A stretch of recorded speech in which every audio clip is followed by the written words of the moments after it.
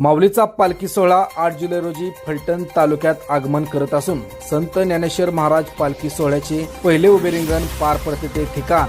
चांदोबाचा लिंब तसेच फलटण तालुक्यात तरडगाव, फलटण विमानतळ, बरड या ठिकाणच्या मुक्कामी पालखी तळाची व काळस, सुरोडी, वडजल, विडणी, पिंपरत, निंबळक फाटा या ठिकाणच्या विसाव्याची, याचबरोबर रस्ते, पाणी, शौचालय, दिंड्यांच्या राहण्याची जागेची पाहणी व प्रशासनाकडून होत असलेल्या तयारीची माहिती संत ज्ञानेश्वर महाराज पालखी सोहळ्याचे विश्वस्तांनी फलटण प्रांताधिकारी सचिन ढोले साहेब, फलटण पंचायत समिती गटविकास अधिकारी चंद्रकांत बोडरे साहेब यांच्याकडून घेतली। यावेळी प्रांताधिकारी सचिन ढोले व गटविकास अधिकारी चंद्रकांत बोडरे यांच्या साधेपणाची प्रचिती नागरिकांना आली। विश्वस्त खुर्चीवर बसलेले दिसतात